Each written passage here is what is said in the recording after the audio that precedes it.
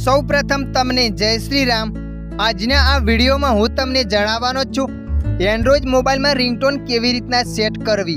આ મિત્રો, તમે પણ તમારા મોબાઈલ રિંગટોનમાં સોંગ લગાવવા માંગો છો અથવા કોઈ રિંગટોન ચેન્જ કરવા માંગો છો તો આ વિડીયો તમારા માટે।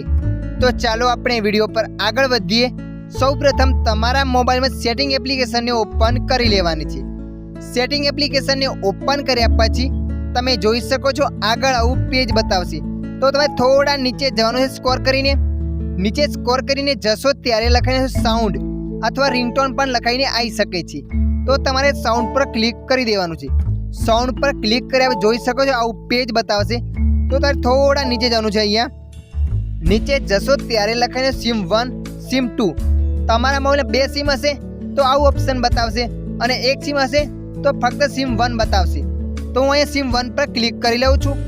SIM 1 પર ક્લિક કર્યા પછી આગળ આવું પેજ આવશે। તમે જોઈ શકો છો ઘણી બધી મોબાઈલની કંપનીની આ રિંગટોન બતાવે છે। તમે અહીંયાથી મોબાઈલની કંપનીની રિંગટોન ચેન્જ કરી શકો છો, પણ અથવા તમે કોઈ સોંગને રિંગટોન બનાવવા માંગો છો તો તમારા મોબાઈલ ઓપ્શન આવશે કસ્ટમ રિંગટોન અથવા એડ મ્યુઝિક। આ બંનેમાંથી કોઈ એક ઓપ્શન આવશે કસ્ટમ રિંગટોન અથવા એડ મ્યુઝિક। તો તમારે અહીંયા ક્લિક કરી દેવાનું છે।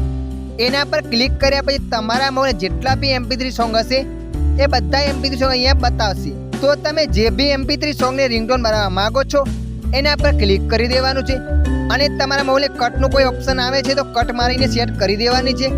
સેટ કર્યા પછી તમારે એક સ્ટેપ પાછું આવી જવાનું છે।